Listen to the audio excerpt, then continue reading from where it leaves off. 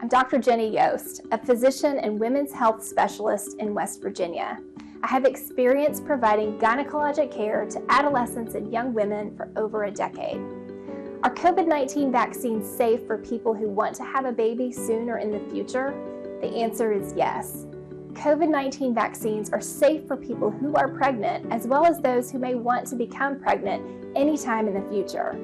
There is no evidence that any vaccine, including COVID-19 vaccines, affects people's ability to get pregnant.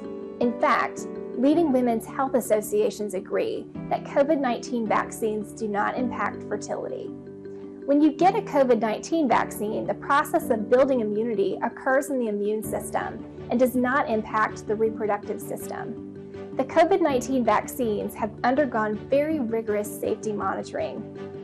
There is no reason to believe that the COVID-19 vaccines will have any impact on the ability to have a baby in the future. So yes, the vaccine is safe for individuals who want to become pregnant in the future. These are just a few reasons why I recommend COVID-19 vaccination to my patients. People who are pregnant or want to get pregnant in the future can choose to get vaccinated. Thanks for tuning in. I'm Dr. Jenny Yost. For more information about COVID-19 vaccines or to find a vaccination location near you, visit vaccinate.wv.gov.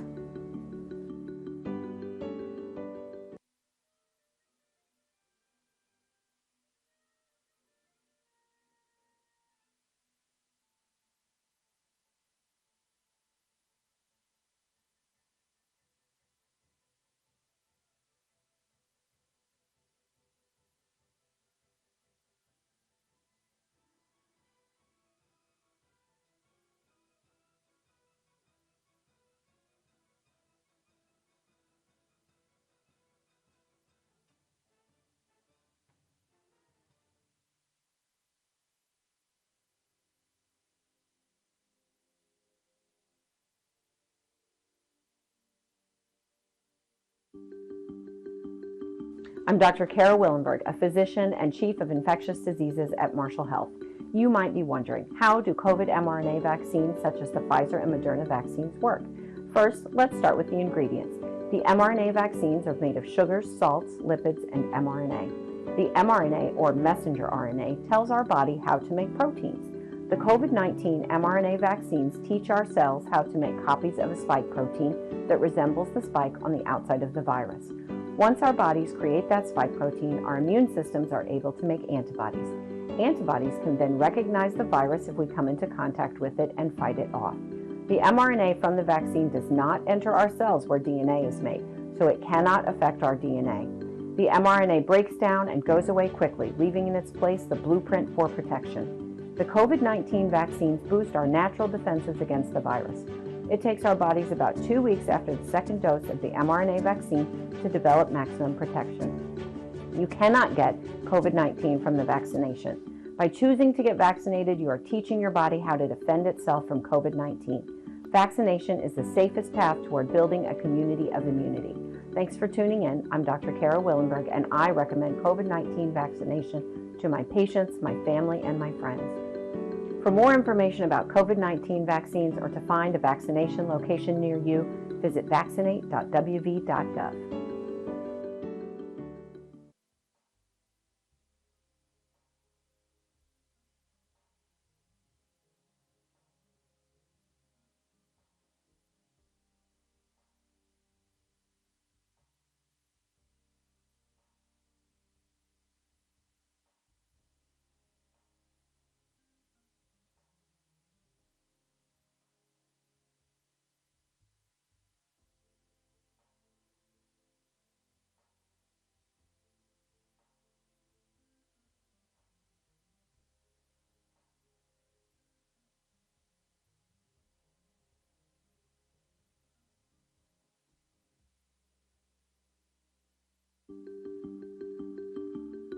Hi, I'm Dr. Gilbert Goliath. I'm a pediatrician in Charleston, West Virginia. I've been practicing medicine for over 30 years. The parents and caregivers of my patients often ask if children and adolescents should get vaccinated against COVID-19. My answer is yes. As of June 2021, COVID-19 vaccines are available for individuals 12 years and older, and I recommend COVID-19 vaccination to my patients who are able to receive it. As a pediatrician, I've seen cases of COVID-19 among my patients. Although many cases of COVID-19 among children are mild, some cases can be quite severe. In fact, COVID-19 was among the 10 most common causes of death in children in 2020. And as we learn more about COVID-19, we're finding that even mild cases in children can lead to long-term health problems. COVID-19 vaccination is a safe and effective way to protect our kids against the virus. It protects not only the vaccinated individual, but those around them as well, especially children under 12 who cannot get the vaccine yet. I recommend that my patients aged 12 and older get vaccinated, and I suggest that all parents and guardians discuss COVID-19 vaccination with a healthcare provider.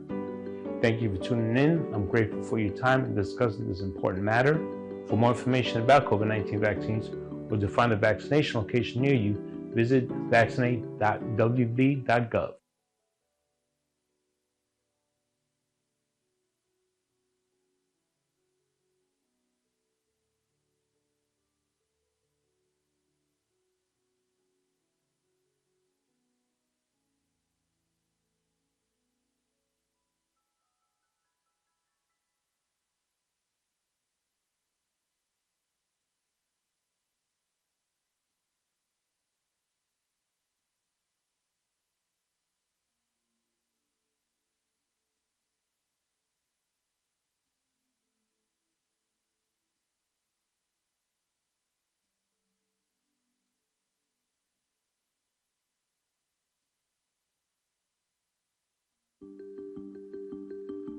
Hi, I'm Anitra Ellis, a nurse practitioner in West Virginia.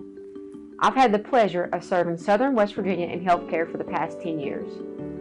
Patients sometimes ask me if they should get the COVID-19 vaccine if they've already had COVID-19. My answer is yes, you should get the vaccine, even if you've already had COVID-19 and recovered. Although people develop some amount of immunity from getting infected with the virus that causes COVID-19, it is not known how long you'll be protected from getting sick again. Even if you have already recovered from COVID-19, it is possible that you could be infected with the virus or one of its variants again.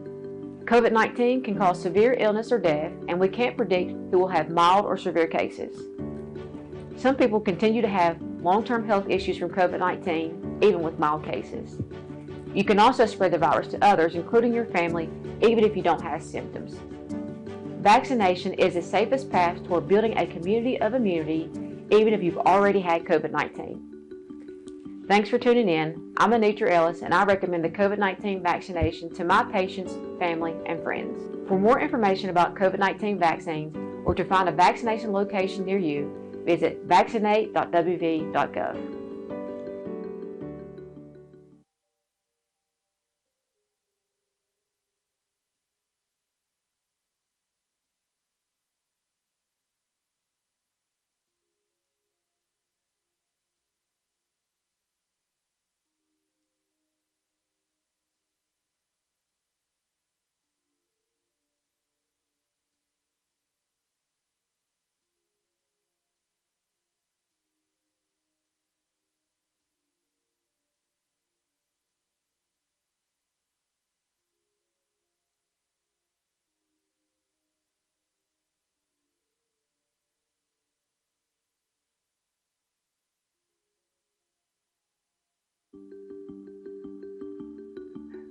Hi, I'm Dr. Allison Lastinger. I am a physician specializing in infectious diseases and medical ethics at West Virginia University.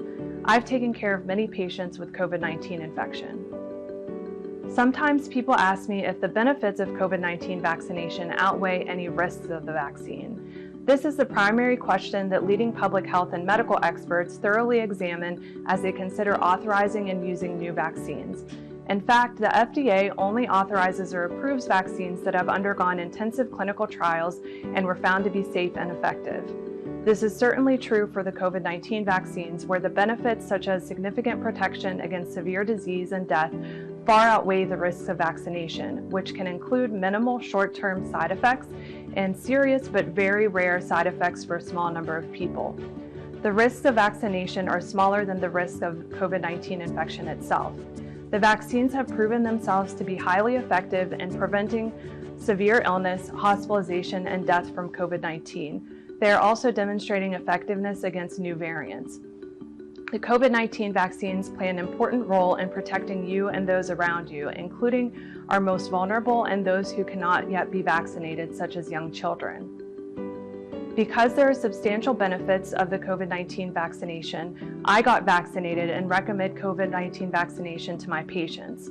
Thanks for tuning in. I'm Dr. Allison Lastinger. For more information about COVID-19 vaccines or to find a location near you, visit vaccinate.wv.gov.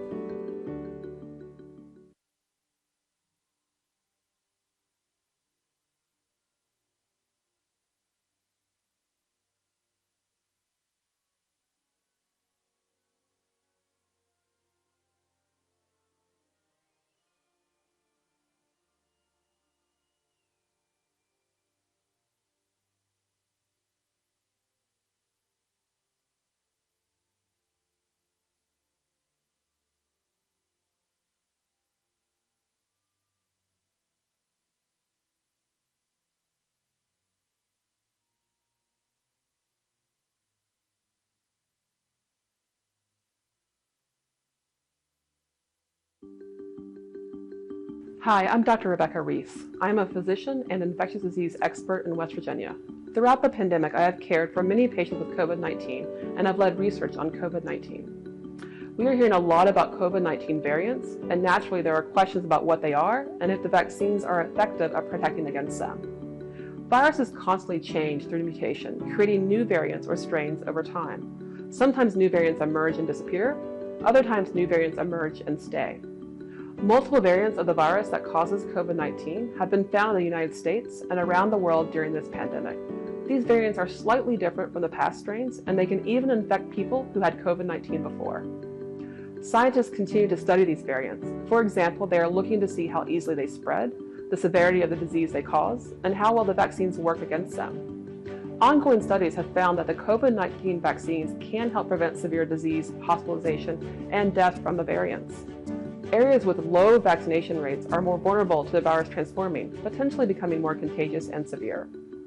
Large portions of our communities getting vaccinated helps create a firewall against the virus, preventing the virus from spreading and changing. The faster we get vaccinated, the faster we can build a community of immunity against the virus and its variants. Protecting our community from variants is one of the reasons that I chose to get the COVID-19 vaccine and why I recommend it to others. Thanks for tuning in. I'm Dr. Rebecca Reese. For more information about COVID-19 vaccines or to find a location near you, visit vaccinate.wv.gov.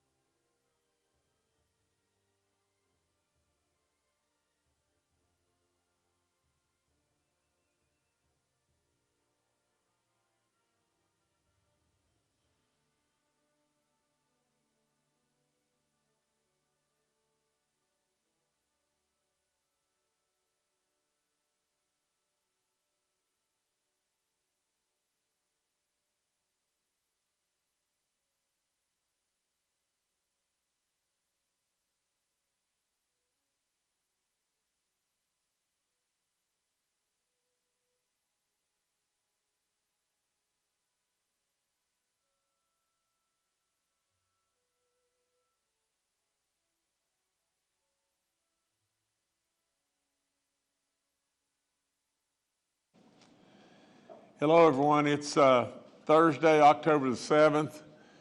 We've been going round and round lots of different stuff. I think Bob Ashley is retiring, and well, I know he is, and Bob we're going to bring back on a contract basis, and he's going to do work from time to time, but he's served his state very, very well in my office, and you know, we wish Bob the very, very, very best in every way, and I want to make sure that we mention that right off the get-go. The other thing is just this, did we not discuss many times, we said really and truly, getting yourself vaccinated won't stop the surge that we're in. It won't do it, and we know that. You know, since the last day we were here on Monday, we have lost 97 more West Virginians, 97 of them. Now, with all that, you'll see that our numbers are getting better, which leads us to absolutely believe wholeheartedly that we have passed through the eye of the storm. But in getting to where we were at the peak, many of these folks were hospitalized, and we lost a lot of them. We're going to continue to lose some more and more, but absolutely please keep them in your prayers. Today, we got lots and lots of stuff to go over, and it's going to take a little while today. It's especially going to take a little while for me to sit here and read 97 deaths to you. But absolutely, out of respect for all these people, I will absolutely do exactly that. And I'll offer up my prayers and Kathy's prayers and ask for all your prayers for all these great West Virginians that we've lost. We're heading right towards 4,000 deaths in West Virginia. And who knows exactly where it'll stop. But with all that and everything, we continue to pray, and we continue to know that God above will get us through this. We absolutely see our numbers getting better, but we've still got to be on our game and be on guard.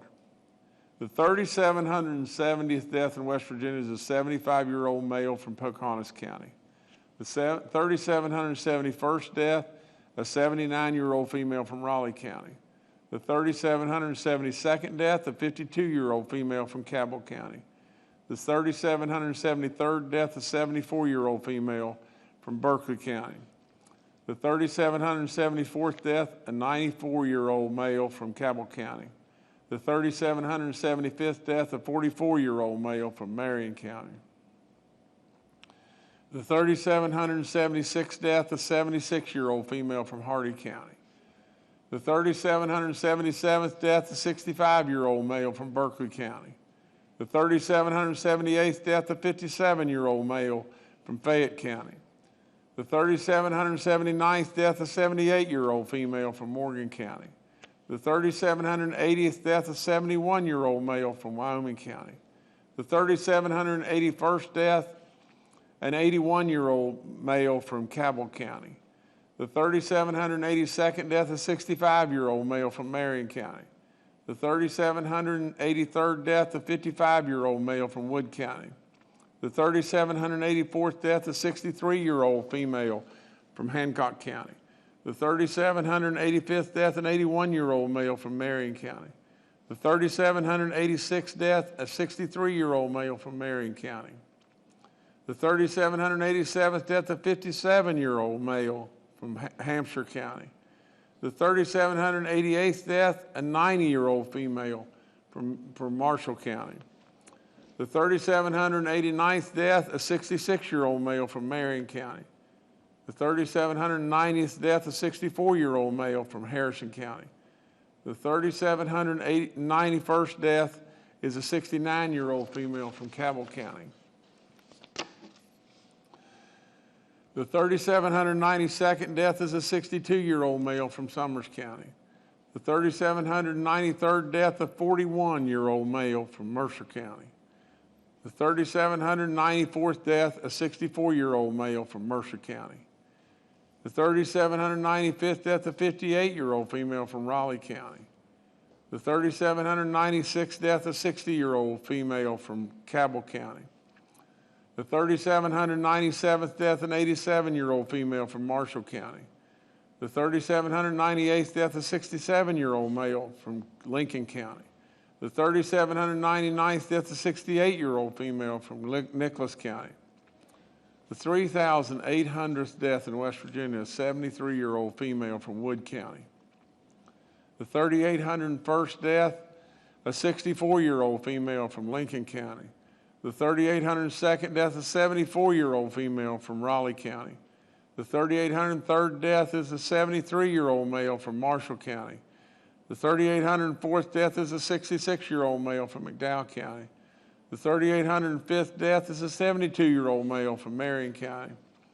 The 3,806th death is an 81-year-old male from Fayette County. The 3,807th death is a 69-year-old male from Boone County. The 3,808th death is a 71-year-old female from Cabell County. The 3,809th death is a 76-year-old female from Raleigh County. The 3,810th death is an 80-year-old male from Preston County. The 3,811th death is a 67-year-old female from Harrison County. The 3,812th death is a 72-year-old male from Hancock County. The 3,813th death is a 78-year-old female from Wood County. The 3,814th death is a 51-year-old female from Raleigh County. The 3,815th death is a 64-year-old female from Cabell County. The 3,816th death is a 71-year-old male from Fayette County. The 3,817th death is a 56-year-old male from Cabell County. The 3,818th death is a 78-year-old male from Kanawha County. The 3,819th death is a 56-year-old male from Fayette County. The 3,820th death is a 60-year-old female from Barber County. The 3,821st death is a 46-year-old male from Wood County. The 3,822nd death is an 81-year-old male from Hampshire County. The 3,823rd death is a 73-year-old female from Grant County. The 3,824th death is a 70-year-old female from Morgan County. The 3,825th death is a 51-year-old male from Marion County. The 3,826th death is a 59-year-old female from Berkeley County. The 3,827th death, a 44-year-old female from Marion County. The 3,828th death, a 46-year-old female from Preston County. The 3,829th death, a 64-year-old male from Hampshire County. The 3,830th death is an 81-year-old male from Jefferson County. The 3,831st death is a 76-year-old female from Wood County. The 3,832nd death is an 83-year-old male from Wood County. The 3,833rd death is a 96-year-old female, the 3,833rd death is a 96-year-old male from Raleigh County. The 3,834th death is a 73-year-old male from Lewis County. The 3,835th death is an 83-year-old female from Wayne County. The 3,836th death is a 68-year-old male from Wayne County. The 3,837th death is a 67-year-old male from Wood County. The 3,838th death is a 69-year-old female from Wood County. The 3,839th death is a 70-year-old female from Monongahela County. The 3,840th death is an 80-year-old male from Mercer County. The 3,841st death is a 76-year-old female from Wood County. The 3,842nd death is a 73-year-old female from Raleigh County. The 3,843rd death is a 67-year-old female from Hancock County. The 3,844th death is a 62-year-old male from Taylor County. The 3,845th death is a 65-year-old male from Preston County. The 3,846th death is a 75-year-old male from Nicholas County. The 3,847th death, a 37-year-old female from Mercer County. The 3,848th death, a 75-year-old female from Raleigh County. The 3,849th death, a 63-year-old female from Preston County. The 3,850th death, a 68-year-old female from Ohio County. The 3,851st death, a 75-year-old male from Morgan County. The 3,852nd death is a 70-year-old male from McDowell County. The 3,853rd death is a 44-year-old female from Summers County. The 3,854th death is a 91-year-old male from Hancock County. The 3,855th death is a 73-year-old female from Mercer County. The 3,856th death is a 65-year-old female from Lewis County. The 3,857th death is a 72-year-old male from Raleigh County. The 3,858th death is a 49-year-old female from Nicholas County. The 3,859th death is a 39-year-old male from Monongahela County. The 3,860th death is a 77-year-old male from Wood County. The 3,861st death is an 88-year-old male from Kanawha County. The 3,862nd death is a 90-year-old male from Raleigh County. The 3,863rd death is a 72-year-old male from McDowell County. The 3,864th death, a 94-year-old female from Kanawha County. The 3,865th death is a 93-year-old female from Randolph County. The 3,866th death in West Virginia is an 83-year-old male from Mercer County. That's the most we've ever had to read. It's awful. It's really, really sad. We're going to get through this, West Virginia, but please keep these folks in your prayers. Call them.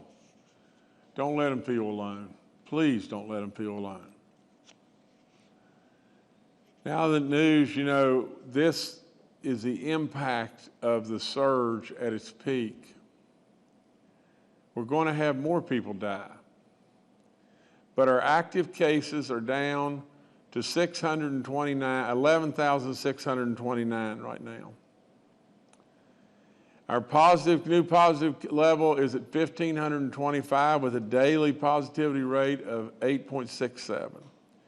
Our cumulative is just barely under 6% at 5.97. We do have 233,836 people that have recovered from this dreaded disease. We're down now. We were at a peak of 1,012 people that were hospitalized, and we're down to 892. We were at a peak in the ICU units of 296, and now we got 260. We were at a peak of the people on ventilators of 195, and now we're at 179. It's dropping, but it's not just falling off a cliff. It is dropping. But we want these numbers down, and down as quickly as we possibly can. We got 2 green counties. We do have our numbers in our schools better. We're down to 60 school outbreaks in 24 counties. 697 kids have got this. All but 54 of our counties have a mask mandate.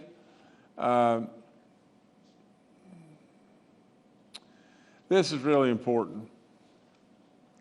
And I have no clue why in the world or where President Biden and his group are going on this. But people have an absolute right to voice their opinions.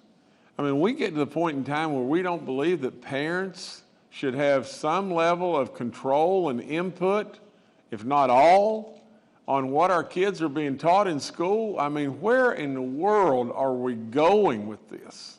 Where on earth are we going with this? From the standpoint of calling people that are concerned about their children and coming out and voicing an opinion and calling them domestic terrorists? Are you kidding me?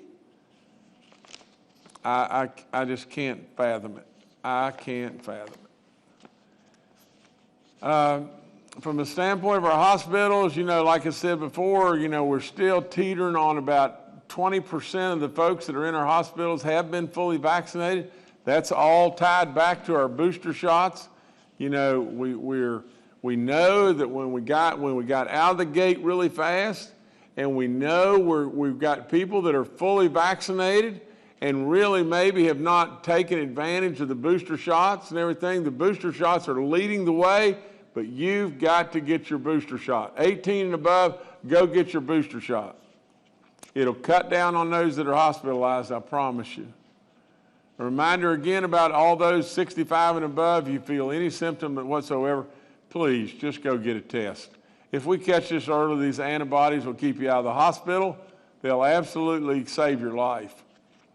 I encourage everybody about wearing a mask. If you're indoors and you're compromised and you're 65 and above, or maybe 50 and above, and you're around a big crowd of people, you're indoors, you've got diabetes or lung issues or whatever it may be, think really hard about wearing a mask. It will help. It is not the end-all, do-all, but it will help. From the standpoint of what I've said over and over about our booster shots, they're available. They're absolutely available to all folks above the age of 18. Absolutely. If you're 6 months out from your last shot and you're Pfizer, you had the Pfizer vaccine, go get your booster shot. That Pfizer vaccine, 6 months out, has dropped off on the preventative level from probably 95 to 30 or 95 to 20. You need your booster shot. If you've lost your card, call us, get in touch with DHHR, they'll get you another card. Now, there's some really good news here, in that, I can tell you without any question, we're ready to get those shots in arms and everything. The faster you come, the faster we'll get shots in people's arms. And as we led the nation in getting the vaccines out and getting them out, and in the arms of our people and saved who knows how many lives, surely a boat full of lives and everything. Our goal is to lead the nation, and we're on the way right now to leading the nation with our nursing homes and our elderly and getting the boosters out. Now, I've got some really, really important, not to overshadow this in any way, but we do have to do the business of government. We do have to continue on, do we not? Today, I am announcing a Senate appointment to a gentleman that I know, and I know fairly well and everything, and I know this man will do incredible work. A great African American. Today, I am announcing the appointment of Owens Brown to the West Virginia Senate 1st District, which covers Hancock, Brooke, Ohio, and parts of Marshall counties. Mr. Brown is from Wheeling and is the West Virginia State NAACP president. Now, let me tell you just a little bit about Mr. Brown. He is now going to be the first African American serving in our Senate in over 20 years. And not only that, he is the first male African American in our Senate ever. And I congratulate him beyond belief. He will do an incredible job. I know he will. I am so, so proud of this and everything because we need diversity. We need other opinions and everything. Absolutely. I know without question that Owens Brown, I congratulate you, and I am so proud to do that. So it's a really, really good day. Now, the other thing about good news is just this. The West Virginia, this is a giant announcement in my opinion, but it just echoes what I've said over and over about West Virginia and moving forward and moving through this terrible pandemic and just flat killing it.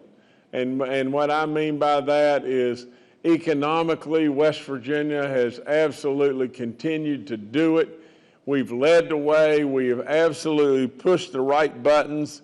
And so today I'm announcing that West Virginia now ranks, now get this, among the top 10 states in the entire nation for GDP growth for the second quarter of 2021. The U.S. Bureau of Economic Analysis just released this data, and West Virginia's GDP growth grew at 7.3% during this quarter. Now, this is significantly more growth than all of our bordering states. It's amazing. It's just amazing. Businesses are scaling up operations. We're knocking it out of the park all across the board. We can always do more, and we'll flip every stone until we absolutely are able to touch all. We're going to continue to do just that. We've seen big gains through tourism and hospitality and mining and the oil and gas sectors. West Virginia, I've said it, I don't know how many times I've said just this.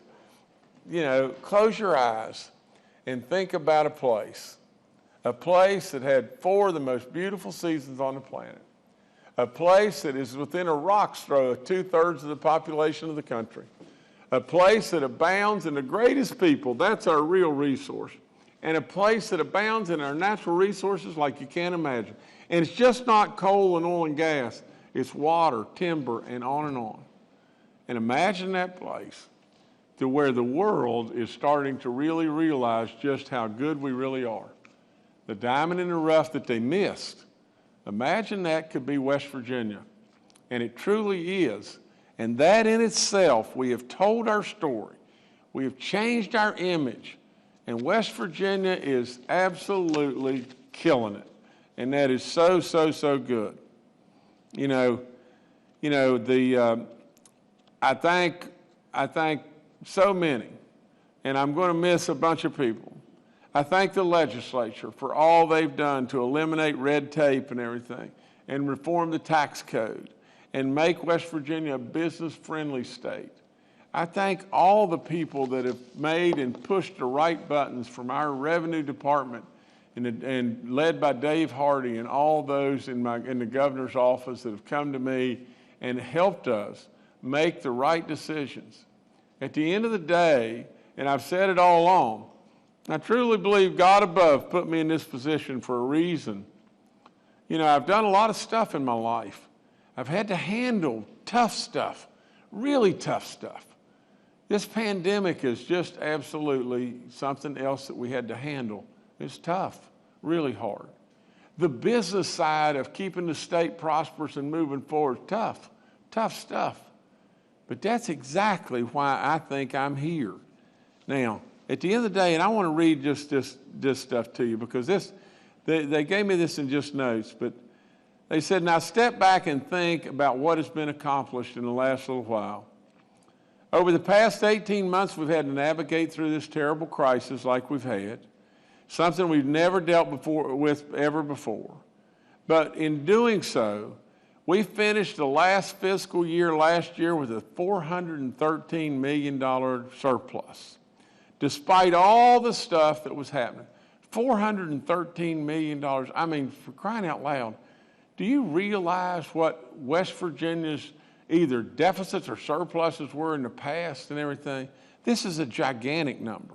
And so far this year, right now, we have a $142 million surplus right now in the first 3 months of the year. Our unemployment rate has decreased 16 straight months, you know, and now we rank in the top 10 in the GDP growth in the nation.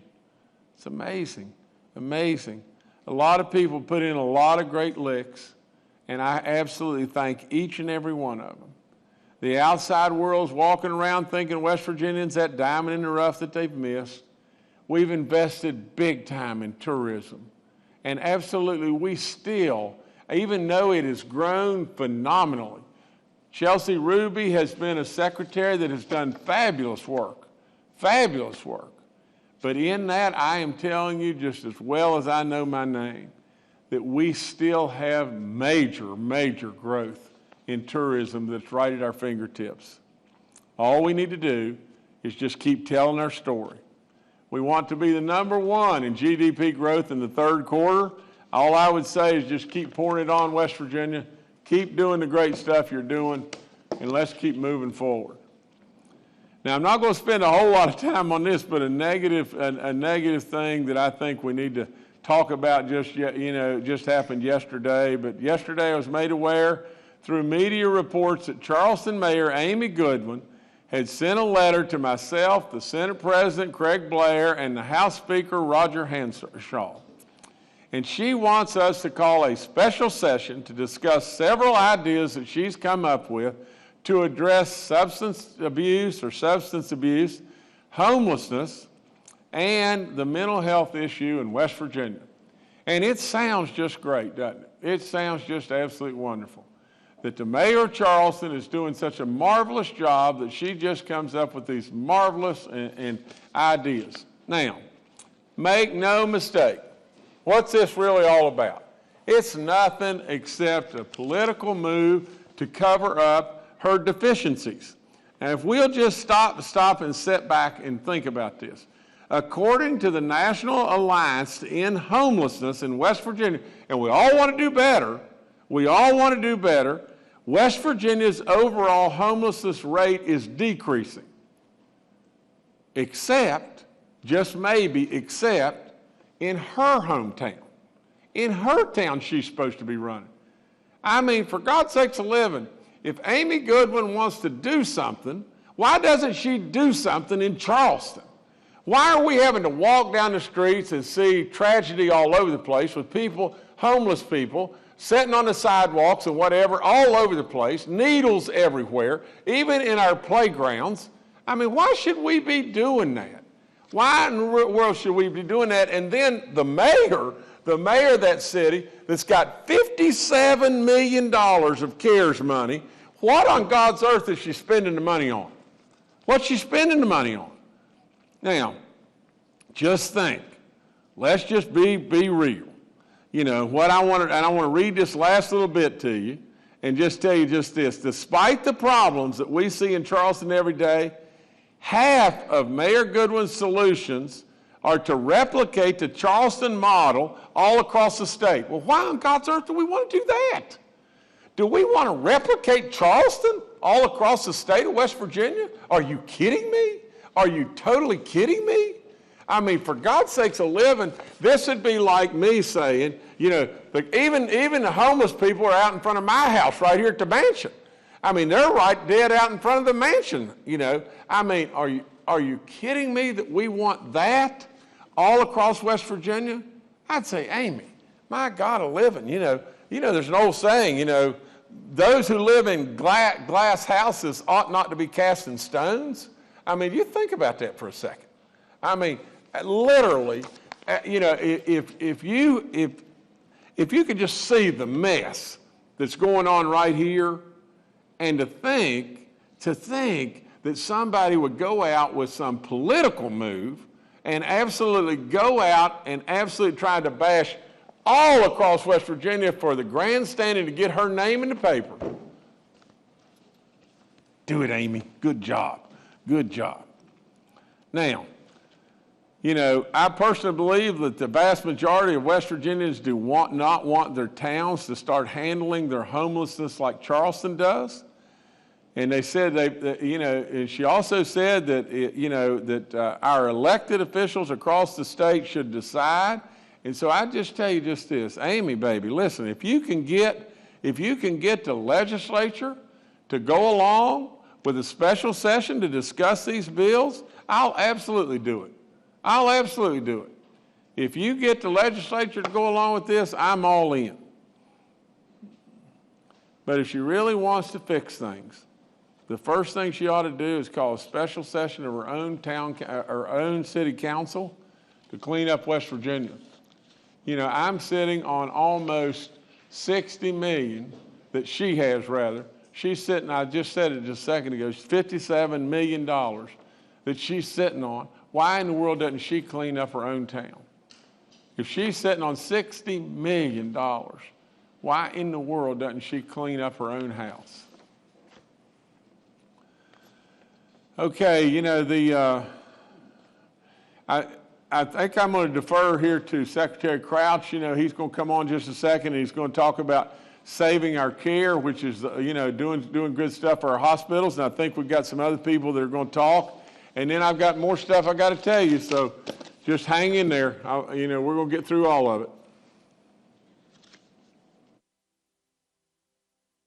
it. You got him, Jordan? Yeah, Secretary Crouch, we'll turn it over to you now. Good morning, everyone. Thank you, Jordan. Thank you, Governor. I promised an update on the Save Our Care initiative that the governor started and is pushing hard to get us to develop and finalize. We had a meeting I mentioned with the hospital folks last week and sorted out in the hospital association and sorted out a methodology.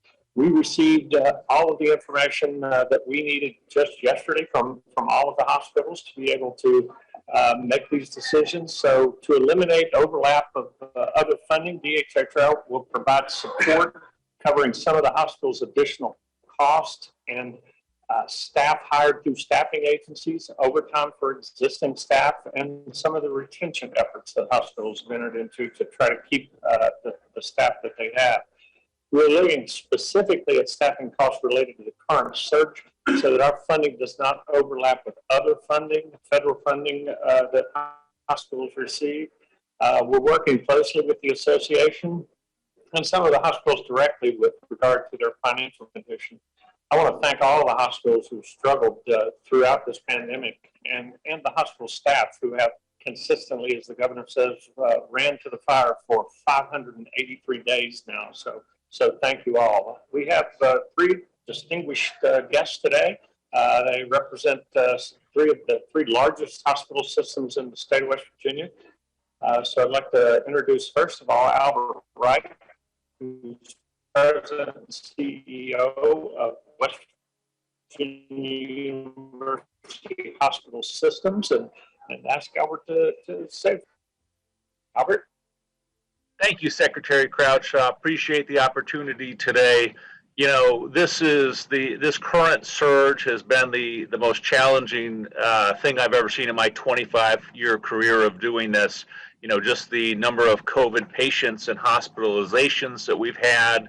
But on top of that, it's just the staffing challenges, and staff have been pulled all over the country and are traveling and trying to help out in other areas, and it's been a real challenge for us. So we appreciate you know, your efforts, Secretary Crouch, and especially the efforts of Governor Justice to recognize the challenges we're facing in this current surge and to help with some resources and funding, which will allow us to bring in some travel staff, will allow us to pay some overtime, and will allow us, quite honestly, to bonus some of our folks that we need to retain. So we'll do some retention bonuses and get through this. It's encouraging to see the numbers coming down. The cases in the state will come down a little bit quicker than hospitalizations, but I'm, you know, happy to see those coming down. And you know, if you know loved ones that work in our hospitals, please say thank you to them, because they're working hard, and I know we're very proud of our folks, you know, and at this point in our healthcare system, I'm proud to say we're looking at the numbers this morning, and our employees are about 90% vaccinated. So they're listening to the governor's message and the staff members of the governor and going out and getting those vaccinations. So I think that's encouraging and much appreciated. And I just have to applaud Governor Justice and his team of advisors for the great job they've done in leading the state through the COVID pandemic. The governor, along with yourself, Secretary Crouch, have been great partners when we've needed resources from the early days around, you know, personal protective equipment and booster shot or original shots, and now a lot of folks are getting boosters. You know, I speak on behalf of all of our employees and lots of hospitals around the state that we're very pleased and thankful for the governor's leadership.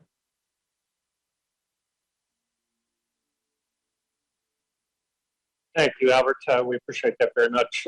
And let me mention that we're at the GIADA today, so we're having a little inconsistencies here in terms of our signal coming in. So Clay and Jim and I are up here, and I apologize if it's just broken up a little bit in terms of the voice on this. So let me introduce Dave Ramsey. Dave is President and CEO of Charleston Area Medical Center. So Dave.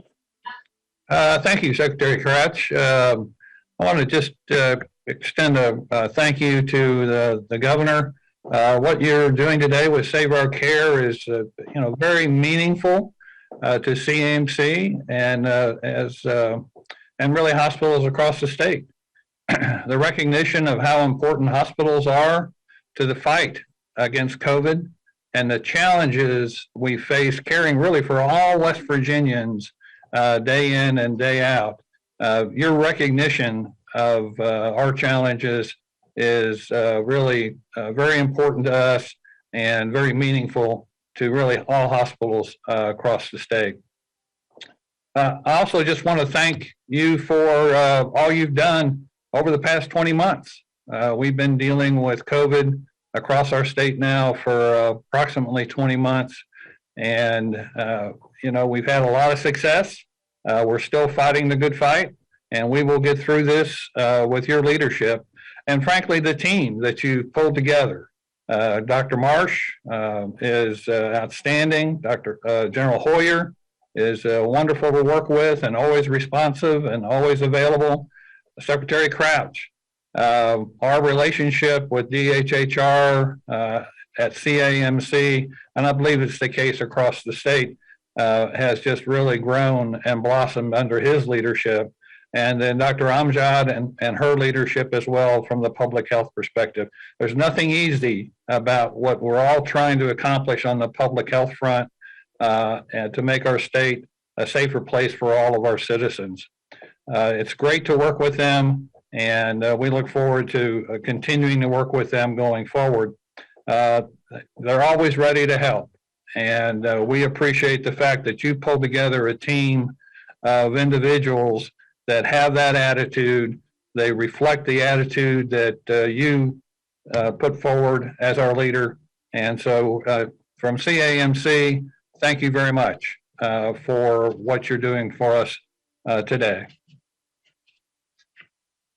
Thank you, Dave. I switched computers, so I hope everyone can hear me now. And finally, we have Dr. Kevin Yingling, who's President and CEO of Mountain State. We appreciate what Mountain... I apologize. So, Dr. Yingling? Thank you, Secretary Crouch. Good morning, Governor Justice, to General Hoyer, to clinical colleagues like Dr. Marsh, Dr. Amjad. It's a privilege to be here this morning. I have 3 points I'd like to make today. Governor, you've caught me on a practice day. Just before I was here and just after I'm going to be here with you, I'm going to be seeing patients. The first thing I want to thank you for is your leadership, your effective leadership in bringing vaccination opportunities to every citizen in West Virginia. There's no doubt about that, whether it be the supply chain, whether it be the large vaccination sites earlier this year. For example, it's now sourced to our office, to my office. Today, I will be administering, or we will be administering third booster doses to patients, and we have primary booster doses that we'll administer today in our office. It's effective, it's appropriate. Thank you for your leadership. It's been very instrumental. The second thing I want to emphasize is an appreciation to Secretary Crouch, to General Hoyer, and to you, Governor Justice. As an example, we are administering antibody infusions on a regular basis. The supply chain for that has been a little frustrated, but through the work of your leadership and those that I just mentioned, we are administering that on a daily basis. As an example, I was contacted this morning on my way in of a family of 5. All 5 members of that family are COVID positive. 3 of them are sick, and today or tomorrow, the adults in that family and a child over the age of 12 will be able to receive antibody infusion. You all really make a difference, and I just want to be able to share that with you. And the third point I'd like to make is that your efforts in identifying the crisis within the hospital systems is absolutely essential. I realize today that there's actually some similarity, if you'll accept that, between being a governor and being a physician. And that is, when I walk out of here, I'm going to have to make diagnoses and I'm going to have to prescribe treatments. A governor is expected to make diagnoses and prescribe treatments. And I want to commend you on the fact that you identified that the Save the Care model was necessary. That's your diagnosis. And the therapy for that is to address the crises within our hospitals, to address the issues that my colleagues, Dr. Wright and Mr. Ramsey, have expressed. The remedy to that is to bring support to the hospital systems that have been so engaged in treating West Virginians. I mean, every single day in hospitals like Ruby, Charles Area Medical Center, and those here in Huntington, there's an incident command center that's necessary to address all the staffing challenges, all the unit needs, and in essence, bringing quality and safe care to West Virginians. It's been an enormous effort. It has costs. It has human costs. It has financial costs. We appreciate the fact that you made the diagnosis, save our care. We appreciate Secretary Crouch's efforts to bring us the proper therapy. And I appreciate the opportunity to express my and Mountain Health's appreciation to you for all your efforts. Thank you.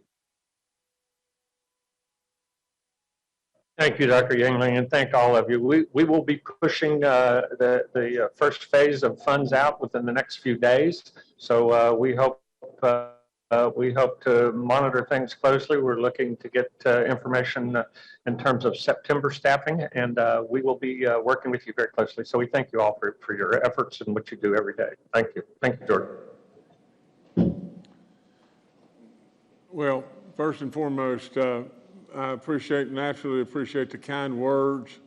You know, I really and truly am humbled to just think about all the work that's gone in and all the stuff that these great people have done.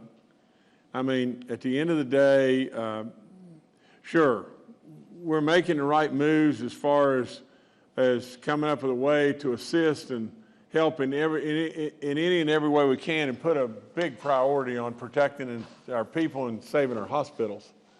And so saving our care, yeah, that's great. It's great stuff. But with all of that, you know, what we should all do is just step back and just think about all the folks that have really gone right into the fire every single day to protect and look after each and every one of us.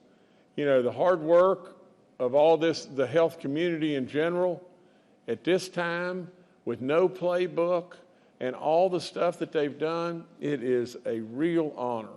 I don't know how to say it any better. It's been a real honor flying with you, and really at the end of the day, we're going to get through this. But these great people have done so much good. Take time to try to show your appreciation, because they have really, really, really run exactly right into the fire. With all that being said, again, I thank you from the bottom of my heart. Your words are very kind, but at the end of the day, your efforts of what you've done. My dad always said, don't confuse effort with accomplishment. But your efforts have accomplished, and they have accomplished so much it's unbelievable. Protecting our people, absolutely the number one priority. And I hope and pray that we've done that, and we've done that to the very best of all of our abilities, and that's what we're going to continue to do. And the only other thing I would say is just this, is if there's ever heroes in the world, it's these people. These people are true heroes. And so we should always, always remember that going forward. It's been a real honor. Now, you know, I've got one other thing is, you know, on just a little bit of a humorous note, I'm really glad that Secretary Crouch is able to operate this technology as well as he did. And I've never quite seen a person come on and say, okay, we've got this thing exactly right now. And then before he says 9 words, it starts going, whoo, whoo. You know, I thought he was beaming in, to tell you the truth. But nevertheless, you know, thanks, Secretary Crouch. You know, it's always good, I think, to smile a little bit. But the one thing I'd say is this. I was reading an article coming down here. I think I've got this right. I may have it wrong, to where across the country there had been 120,000 caregivers that were primary caregivers for kids that died in this terrible pandemic. And with that, what's happened, a lot of these kids have really drifted into foster care or whatever it may be. It's tragic in so many different areas. We need our prayers everywhere, everywhere. Now, again, and this one will be terribly humorous, but I've got with us today our curator of the arts in West Virginia, and this man does a phenomenal job. It's Randall Reed Smith, and you know, and Randall, from all of our hearts, and I mean it. He's stuck on all the time, and he does an incredible job. But today we're here to celebrate the National Yearbook Week. In 1987, President Reagan declared the week of October 4th the National Yearbook Week. In his proclamation, and I'm going to read this to you, school yearbooks not only chronicle educational achievement and school tradition, but are a part of them. For nearly 2 centuries, American students have produced yearbooks to commemorate the accomplishments of the school year and to compose a lasting record, written and pictorial, of campus, classmates, teachers, and school staff. In latter years, alumni treasured their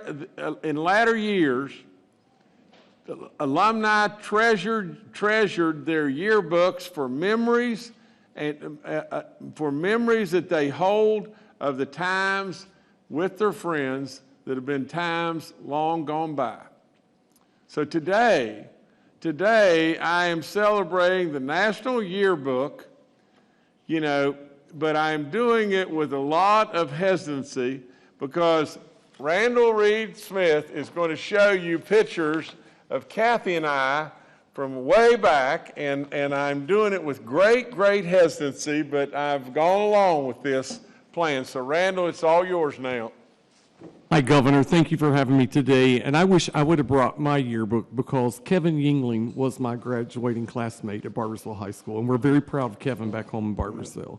Governor, back in December of 2004, there was a wonderful West Virginian named Clay Hamilton, and he donated 2,083 yearbooks to the West Virginia State Archives. And what we did when I came along, we decided to dedicate that collection, and we call it the Woodrow Clay Hamilton Jr. West Virginia High School and College Yearbook Collection. And in his speech when he decided to do this, he quoted that it's a one-of-a-kind photographs of our ancestors and a glimpse of the time in which they were living.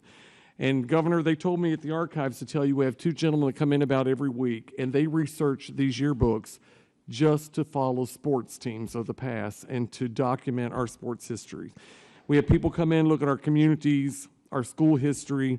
All 3 of my schools are gone. The buildings are gone, and we just had a high school class reunion, and we all brought our yearbooks, and we were laughing at the hairstyles, which we're going to show yours here in a second, and the fashion. So also today we're sending out an email to all superintendents to help us continue to gather more. We have almost 4,000 yearbooks in the collection. It's probably one of our most researched collections. So Jordan, do we have pictures to put up? I'm going to show pictures. Or Jordan's going to put some pictures. There you go, Governor. Oh, me. Okay, now we don't need to keep going on with this forever.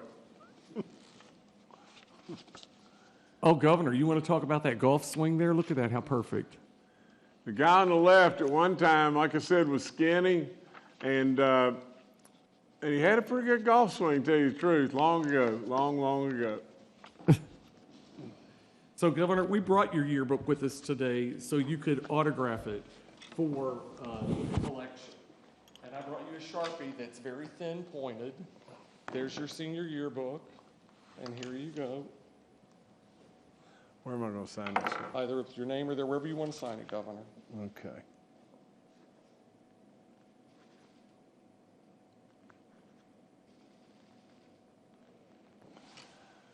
All right, you got it. Thank you, Governor. Okay. We have one more thing to talk about, Governor. Oh, gosh.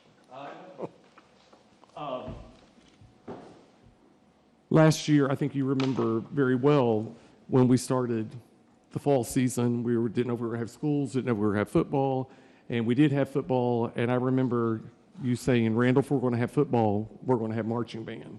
Mm-hmm. And we did get to have marching band because of Dr. Marsh and Bernie Dolan and your insistence. We made it happen. We were the only state that had a live marching band competition. So coming out of this past school year, the bands were not allowed to raise any type of funds, and we decided, with your help and with the Department of Education, we actually have a Governor's Cup series. We've completed 6 competitions so far, and we have 5 more to go. In 2 weeks, we have the state competition. Here at Charleston, we have 42 of our 100 high school bands coming to participate. And at the end of the month, we go to Philip Barber that you can give away this beautiful crystal Governor's Cup. And everybody, I cannot tell you, we've been to Spring Valley, Huntington, Cabell Midland, Hurricane, Wyoming East, the first ever marching band competition in that county. They had probably 400 people there. They had, that's not including bands, we had 15 bands. Then we went to Woodrow Wilson. This week we're at both Parkersburg schools, then we're going to Musselman, and everybody is just saying, thank you, Governor. These kids need this. They need to have something that's normal in their life. Last year when we did the one competition, every kid in a Parkersburg High School band wrote us a letter and thanked us. And the drum major said we didn't know what we were going to have for normal for the class of 2021. But thank you for giving these kids normal. And Governor, we're excited because this year our reigning Miss Majorette will give up her crown, and that is Miss Baby Dog. Oh, gosh. Oh, my goodness. Okay, Randall, you've had enough now. Okay, thank you. Hey, Governor, you said earlier about keep telling our story. And at the archives, we create the storytellers and we keep telling the story. Thank you for everything you do for the arts. Everywhere I go every day, somebody says to tell you thank you. We appreciate you so much. Well, Randall, we really appreciate you. You've done incredible work, and I love your enthusiasm. I love your fire, and you're right about the kids. You're right about these kids that are participating in band and everything. They need some level of normalcy and everything in their lives and everything. I couldn't be happier and everything, and I'm going to come. I'm going to come to Philip Barber when and I've promised that I'll be there and everything. And what a wonderful school! Oh, it's great, and Phil's beautiful. And so no, I'll be there, and really proud of all you're doing and all the great work with our schools and on and on and on. Now, I'm not so terribly proud about these pictures, but nevertheless, I'll keep going with it. Okay, let's go back. Tomorrow I'll be calling a special session of the West Virginia Legislature. This is on all the redistricting that we have to do. We got to do this and everything, and it'll be set for next Monday, October the 11th, and the special session is a part of the legislature's constitutional duty to redistrict the state of West Virginia, and the call will also request that the legislature appropriate federal monies that has been received by the state agencies, and this will go out tomorrow. Just another announcement. There's a program called the Rental Assistance Program, and we had a real big influx of registration for this. But I want to go over this slowly and everything, and I hope that people, the media will pick up and help me with it, and I hope that people across our state will be dialing in and listening to this. But as of January, I announced the creation of the Mountaineer Rental Assistance Program, administered by the West Virginia Housing Development Fund. This program is helping renters and landlords that have been impacted by COVID-19. The program provides direct financial assistance to renters who have lost their job, had their income reduced, or suffered significant cost or financial hardship because of COVID. Today, I want to remind West Virginians that this program is still there. It's still there. If you are a renter, and you are struggling to pay your rent or utilities because of financial hardship because of COVID, you're eligible. You've just got to get in touch with us and register. Now, here's the other part. Also, and pay close attention, this is just not for the renters. It's also for the landlords. If you're a landlord and your tenants are struggling with their rent or the utility payments due to COVID, you may be eligible for rental assistance as well. To date, now this is the end of this, and please pay attention to this. We have had 9,739 applications that have been completed and for requested assistance, which total $46.9 million. It's great. It's $46.9 million. But listen, people, listen. We have $200 million that have been appropriated for this program. If you're having trouble We need to hear from you. We can really help you. Okay, we've got a Health and Human Services report, and it shows basically just this, and I'm not going to go through the whole thing, but by moving and doing what we did, we absolutely saved massive amounts of hospitalizations and a bunch of lives.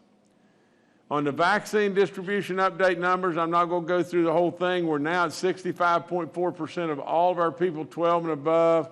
We've got 80.9% of the 50 and above, and 91.2% of the 65 and above who've got one shot. In our Do It for Baby Dog Round 2, we're going to give away a brand spanking new Corvette, and we're going to do it at the Charleston Auto Show that's right out here on the boulevard tomorrow night. We're going to be here, and Baby Dog's even going to come, and we'll ride around and say hi to a bunch of people. And then we're going to give away this, and in urging in every way, for people to be vaccinated. I guess we'll be set up here to be administering, first doses and second doses. Is that right, Jordan? And even booster shots. So the clinics will take place from 10 a.m. to 4 p.m. today and tomorrow, right on the boulevard out here. And so I appreciate, again, everybody working together, and I encourage everyone, at this show and everything to stay safe, and I hope we'll have a really good time there, and again, through encouraging in every way, in every outlet we possibly can, we want to encourage in every way to be vaccinated. However, we absolutely want to stand firm over the fact and be respectful of those that say, no, I'm not going to do that. That's their right. That's the foundation of our entire country. That's their right. Be respectful. Be great neighbors. Stay together. Love one another. That's what it's really all about. Vaccine eligibility, 12 and older. We need our parents and grandparents to help us get these kids vaccinated. It's going to get colder. There's going to be more situations in school. We've got to get our school kids vaccinated. We got 19,000 kids with our grand families. We need them vaccinated. Take advantage of the vouchers, $150. All the COVID-19, vaccine info's up on the hotline and everything. Absolutely, the testing is free. We thank Fruits, we thank Walgreens, and I remind you, get your flu vaccine. I got mine the day before yesterday. And so, or maybe it was yesterday, I don't know. But I just got mine, and so get your flu vaccine. All right, thank you, Governor. Our full panel of experts is joining us today and are available for questions. We'll now go to questions from members of the media. The first today from Charles Young with WV News. Hi, this is Charles Young with WV News. My question's for Secretary Crouch. I basically wanted to ask the same question I asked at the beginning of the week. Now that we've got these Save Our Cares payments going out, is the $25 to $30 million overall price tag that you said on Monday, does that remain accurate? And then also, what is the window for the Save Our Cares program? We said we thought we'd have to have it in place from 3 to 6 weeks. Do we have an idea of how long we need to keep the program in place? Thank you. Secretary Crouch, please. No, please. Yes. Hey, Charles. Thank you, Charles. We're pushing out about $17 million here in the next few days. We have Monday's a holiday, but we hope to have that out Tuesday or before. That is kind of the first phase. That's looking at August personnel costs. It's additional costs based upon staffing costs from staffing agencies, overtime, and as I mentioned, some retention costs that folks are trying to develop to keep people on board on staff at the hospital. So that's kind of the first phase of this. It took a while to get the August numbers in. This is a difficult time for hospitals. They're very busy, so it took a little while to get all of those numbers in. We didn't get those all in until yesterday, so we hope we get September's in sooner, and then we plan on pushing out a little bit more. in terms of the total, we're probably looking at more along the lines of $35 million at this point. We're using a variety of funds, trying to maximize federal dollars so that we can save our state dollars as much as possible as they're needed. So we're really looking at a little bit more than I said on Monday, and we're looking at a timeline of probably once we get the data for September, pushing something out again in another couple of weeks for hospitals. Again, they've been very patient, and the governor's pushed hard to get this done. It's a little more complicated than folks realize in terms of the state match. We also have to be very careful, and the hospitals have to be very careful not to, and I'll use the term double dip, if the federal government provides funds to hospitals, which they have, and those funds need to be earmarked for a certain purpose, our funding needs to be earmarked for a certain purpose. If we end up, if we end up making mistakes in terms of documentation on this, then we could, through an audit, be required to pull money back. So we're being very careful. The hospitals are being great partners with us, and we appreciate all they're doing with this. All right, thank you, Charles. Next, we'll go to Kenny Bass with WCHS and Fox 11. Hi, I'm listening to the listing of the West Virginians who died since your last briefing. 9 of the 96, I think, was the total number, were 49 years old or younger. Does that tell us anything about the Delta variant attacking younger people more seriously than the first wave and then the Alpha variant? Or is the suspicion there are comorbidities involved with those younger deaths that really have nothing to do with their age? Thank you. Okay, Dr. Marsh, it's you. Well, thank you, Governor, and thank you, Kenny. So, of course, we know that the Delta variant, which is the variant that started in India, exists in up to or exceeding 1,000 times higher concentration in the airways and the nasal carriage area, and is aerosolized into droplets with much, much more virus. So we know this form of COVID-19 is much more infectious to a wide, variety of people who, during the initial part of the pandemic, when the original virus came from China, were really fairly much protected, including children, young adults. And we know, Kenny, that the rate of increase in the younger age groups has been fairly dramatic during the Delta spread in West Virginia as well as everywhere else in the world. So we are perceiving the fact that we are seeing some younger people die as a reflection of the much higher infectability and the bigger inoculum load that we are seeing with the Delta variant. But likely, the people that die do also have certain comorbidities that make them more susceptible to severe disease. The most important, other than age, is being overweight or obese. And that seems to be something that is really seen across the world. So we are carefully watching, our citizens, and that's why we really are so focused on recommending first and second vaccines for people that haven't had them, because these vaccines are very, very protective against the severe consequences of COVID-19. But also for people that are eligible, please get your boosters, because we know with the Pfizer vaccine, at least, the potency drops off pretty substantially after 6 months. Really good question. Likely the virus plus some comorbidities. All right, thank you, Kenny. Next, we'll go to Paul Mullen with WCBC. Good afternoon, Governor. Good afternoon, everyone.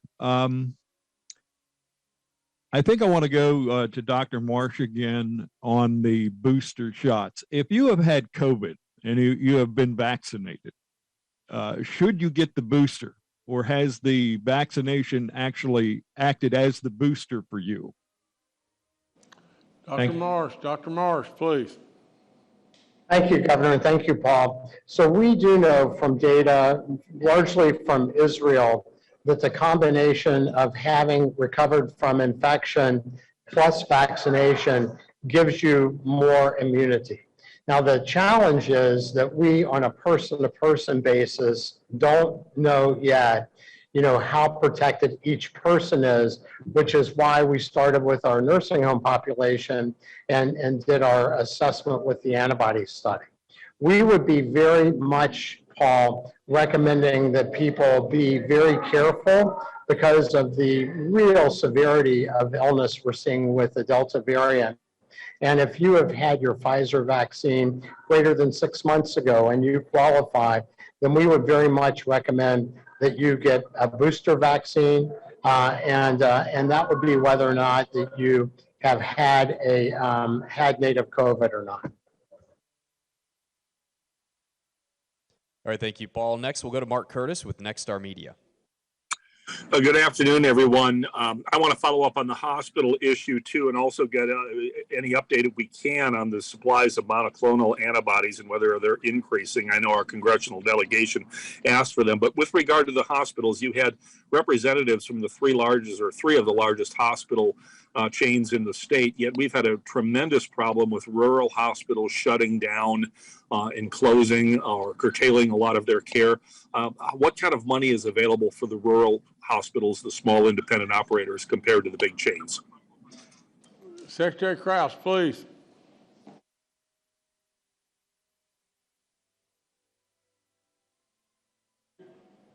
Secretary,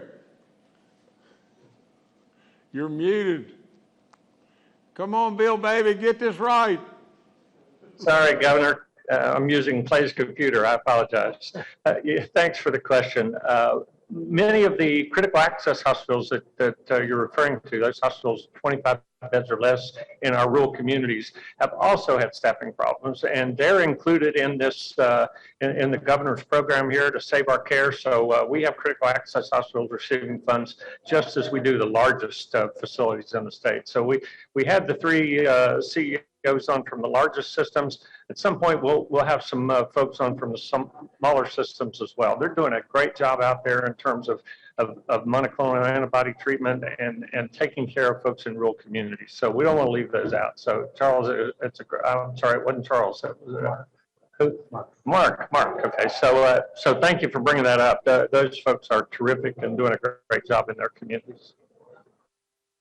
All right, thank you, Mark. Next, we'll go to Evan Bevins with Ogden Newspapers. Thank you. I wanted to ask, we talked a lot recently about the surging cases. I was wondering if Dr. Marsh or anybody else could address, kind of the mechanics of the decline we've seen. What were the circumstances that have led to this, steep decline in active cases? Thank you. Dr. Amjad, talk to us. Yes, Governor. So I apologize if the connection's bad. So we've seen a slight decrease in cases. I wouldn't say it's a complete sharp decline because, we're still seeing an after effect of that with people in the hospitals. But, we're going from an active caseload of maybe, 1,600 a day, 1,700 a day, is dipping below 900. But I think what's happening with the Delta variant, as we've shown some graphs and we've seen graphs across the country, there's a huge peak and it dips down.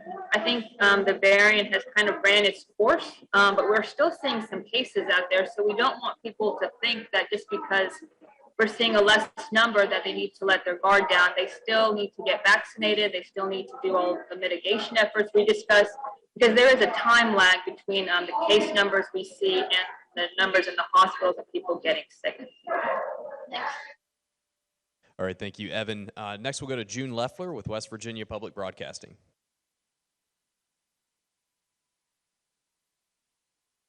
Hello, panel. Thank you so much for taking my call. So my first question, just to follow up on Mark and Charles.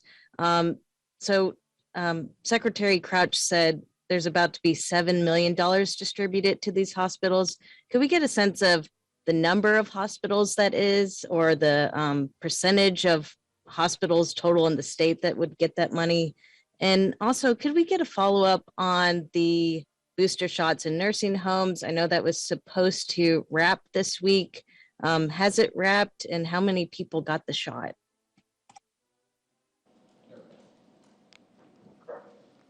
Governor?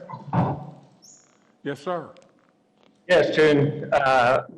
about 40 of the hospitals in the state, 39 or 40 of the hospitals in the state are receiving funding through this effort. Again, it's based upon the staffing cost of hospitals. Some of the hospitals, many hospitals have received funding through the federal government.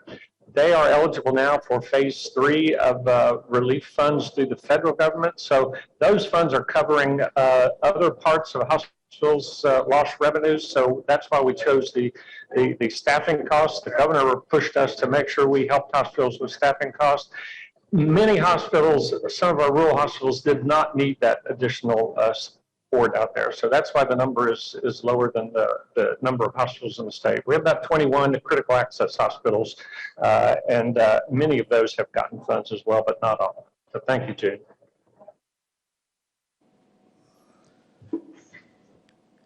All right, thank you, June. Governor, I'll turn it back to you.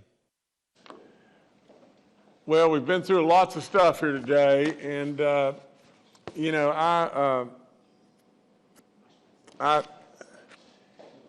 I tell you that we've been through announcement after announcement. We've talked about how well West Virginia's doing, being in the top 10 in the nation in GDP growth. We've talked about lots of different things, from, you know, our National Guard and all of our health community being ready to give boosters. We've talked about an appointment of a great man to the Senate, you know, our first, you know, African-American, you know, gentleman ever in the Senate, and the first African-American being in the Senate in the last 20 years, long overdue. We've talked a bunch about, you know, the stuff about us trying to work with and help our hospitals. God forbid, we've even talked about yearbook stuff, and I wish we could have selected somebody else in regard to that. We talked about the rental assistance program, and it just goes on and on.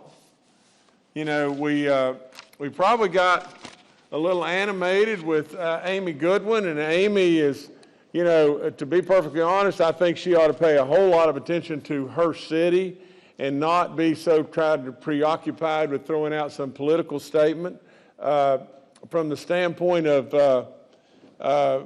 the city of Charleston, if you just step back and think just about this in every way, there's issues in the city of Charleston. They got $60 million. They ought to be trying to do things to fix those issues instead of trying to divert attention away, and attention away in any way that it could possibly be. From the standpoint of you know, just take this one situation, you know, from the overall crime in West Virginia, since the day I walked in the door, it's less and less and less statewide, except in Charleston.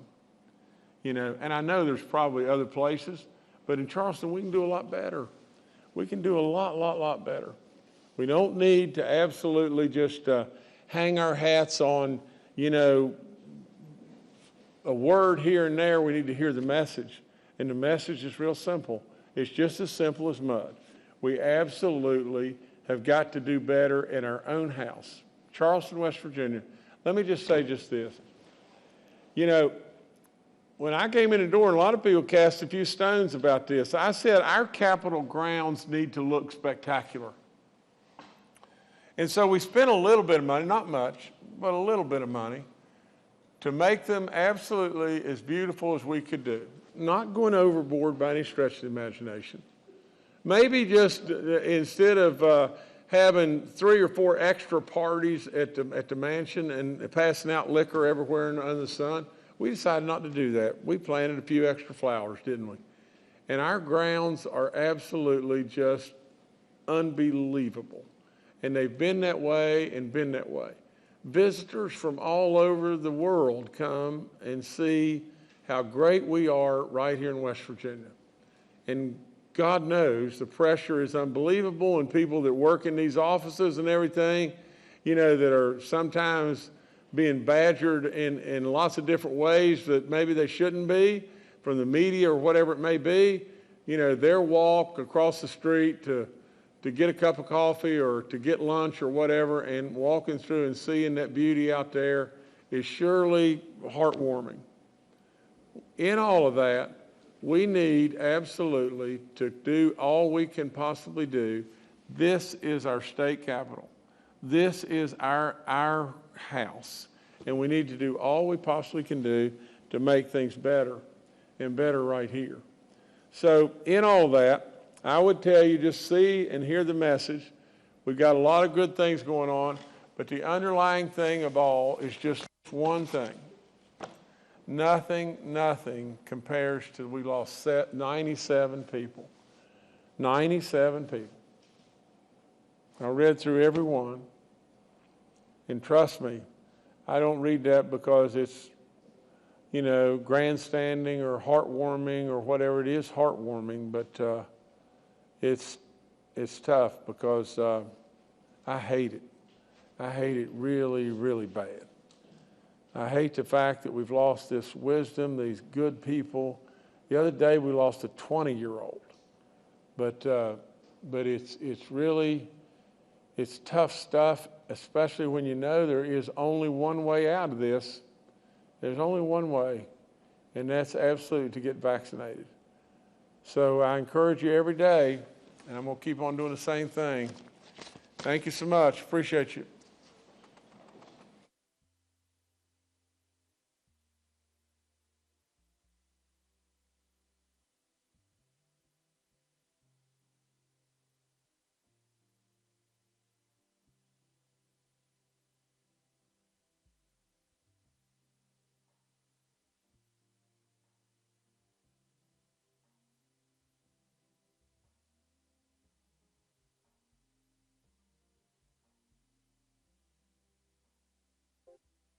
Family doctors, nurses, and pediatricians recommend West Virginia